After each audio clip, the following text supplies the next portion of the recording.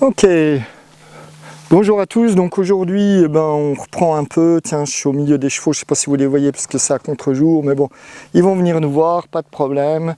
Et on attaque, on va attaquer avec une continuation, un errata-tata sur les fonctions, sur la notation des fonctions. Donc là on est d'accord, une fonction.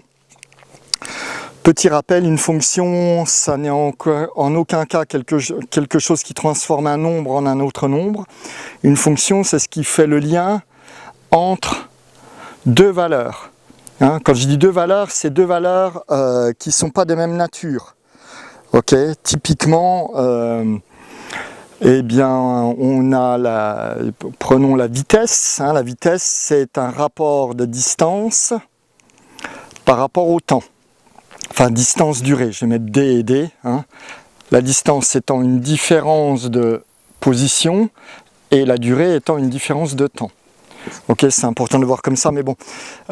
Et qu'est-ce qu'on a? On a, hein, si on l'écrit sous forme de f de x ou f de t, puisque la variable c'est le temps, est égale à 2t par exemple. Oh là, ça coule, il fait chaud. Eh bien, ça veut dire quoi? On est ici. Ce 2t là, c'est une distance. Hein, c'est quelle distance j'ai parcouru en un temps donné, donc en une durée donnée. Donc le temps, il est là, et donc je fais bien le lien entre deux grandeurs physiques, hein, qui sont de nature complètement différente. Parce que celui qui peut me faire le lien intellectuel ou physique entre du temps et entre une durée et une distance, et voilà, je suis preneur. Moi je n'ai aucune idée de ce qui les relie, à part cette idée de fonction, hein, où on a cette idée et ce rapport entre le temps, une durée et une différence de position. Ok, c'est très très lié. Bon, ici ce qu'on veut, donc mon tableau, lui c'est lui qui me lâche. Ok, c'est bien, mais on va y arriver. Il va falloir investir dans un tableau, c'est pas le moment. Bon, donc la fonction et ses notations. On a vu que, donc je fais un errata-tata parce que je crois que j'ai donné trois différentes façons de noter, mais en fait j'en ai oublié une et c'est la plus classique. Donc on a cette notation-là, donc la fonction f qui a x applique blabla. Blabla, d'accord, de x. Hein, on a celle-ci. Donc ça, c'est une notation qui est intéressante, hein, c'est la notation ensembliste et elle est intéressante en sens que elle ne donne pas d'égalité. Hein, on n'a pas de symbole égal, ce qui est assez peu commun en mathématiques. Hein, avoir quelque chose où on n'a pas une égalité, c'est plutôt rare dans les notations. Donc ensuite, on a f de x qui est égal à blabla de x. C'est exactement la même chose, hein. Ça ne se lit pas pareil, mais c'est exactement la même chose. Nous avons les patatoïdes, d'accord, ensemble de départ, ensemble d'arrivée, et puis nous avons ici un lien, donc ça, c'est avec les x, ok, et puis là les f de x. Les images. Ok, l'antécédent, un antécédent étant un élément de l'ensemble de départ qui a une image. Ok, et l'image, elle est l'image d'un antécédent. Et puis là, il peut y avoir d'autres valeurs et on s'en fiche, mais c'est pas grave. Hein, on pourrait avoir 1, 2, 3, 4, et puis ça c'est relié là, ça c'est relié là, mais le 1 et le 3 par exemple ne sont pas l'image de ça. Et puis donc il y a la dernière, qui est celle qu'on nous donne tout le temps et dans laquelle on se perd tous, qui est la quatrième notation, qui est super pratique, mais quand elle est mal comprise, limite le raisonnement. C'est on fait un graphique, on fait un repère. Ici, donc là c'est le point 0 des x, donc là il y a les x, là il y a les y, et donc là il y a le 0 des y, et ça c'est le point ici, c'est le point origine qu'on fait O. Donc souvent on mélange, mais il ne faut pas, ça c'est pas 0, c'est le point origine, ça veut dire l'origine du repère. Ok, il pourrait très bien ne pas être en 0, mais ça serait quand même l'origine du repère. Il ne faut pas confondre l'origine avec le fait que ça soit en 0, mais généralement c'est en 0 parce que c'est plus pratique comme ça. Donc on a un repère comme ça, on a des x, donc là on a des valeurs, par exemple de notre température, hein. Donc les x là c'est une température, et puis je reprends l'exemple que j'avais pris parce que je le trouve cool, là c'est une dilatation. Hein, le Y ici représente une dilatation, donc pour 1 degré, bah, ça se dilate de 1 mm.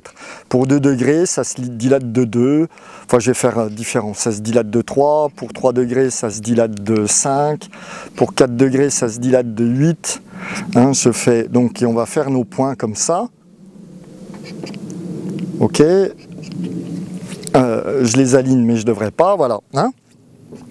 Et si j'admets que eh bien, ça c'est continu, c'est-à-dire que bah, je peux avoir des 0,01 degré machin, je vais tracer une courbe comme ça. Donc ici on a une autre représentation de la fonction, hein, mais attention, cette droite-là, enfin cette courbe-là, ça n'est pas la fonction, c'est une représentation de la fonction. J'insiste bien là-dessus, hein, parce que tout le monde va me dire, on m'a fait le coup pour la direction et la droite, hein.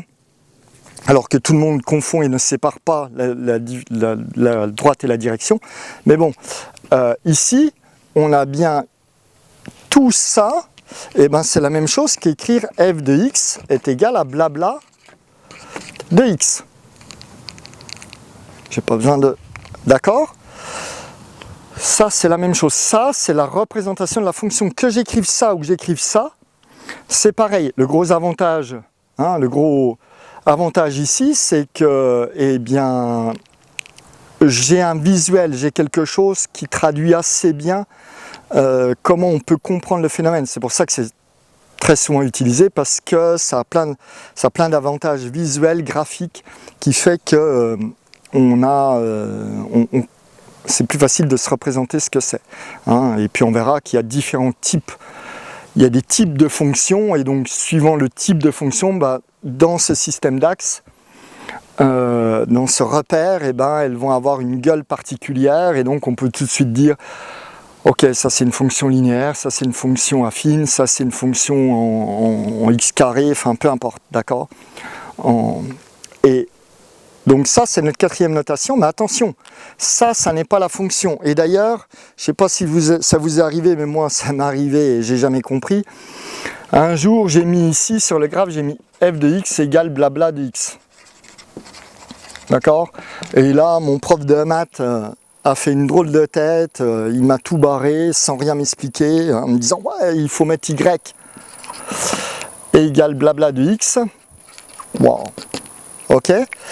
Et donc là, je me suis dit, voilà, c'est quoi ce bignou, puis j'ai laissé tomber. Mais ça traduit ça. C'est-à-dire que ça s'appelle l'équation d'une fonction. D'accord? Enfin, non, je dis n'importe quoi, l'équation de la courbe. Ok? Et donc ça fait le lien, hein, on appelle ça une équation, on a juste une égalité. On a le y d'un côté qui est égal au y de l'autre côté, mais le y là, il est dit en manière, hein, on explique. Hein, c'est explicatif, c'est-à-dire je dis qu'est-ce que c'est que ce y. Je dis que le y, hein, je dis que la dilatation, elle résulte d'un changement de température par rapport à mon matériau. Bien sûr, si j'étais en physique, il faudrait que je dise quel matériau, parce que le fer ne se dilate pas comme le bois, ne se dilate pas comme le verre, ne se dilate pas comme l'eau, ne se dilate pas comme tout ça. D'accord ? Chaque matériau a son propre capacité de dilatation. Donc ici, ce que j'écris ici, ça s'appelle une équation de la courbe, et j'ai le droit de l'écrire là, alors que quand j'écris ça, je parle de la fonction, je parle du phénomène. Donc ça n'est pas, c'est une représentation du phénomène, mais c'est une représentation de tout ça. Donc ça, je peux l'écrire en dessous à la limite. Je dis f de x égale blabla, et ça, je dis, il y a une correspondance entre ce graphique et cette écriture, ou cette écriture et cette écriture. D'accord, j'espère que c'est clair et que je ne vous ai pas perdu jusque-là. Très bien, fin de cette terratatata, et si vous avez des questions, n'hésitez pas.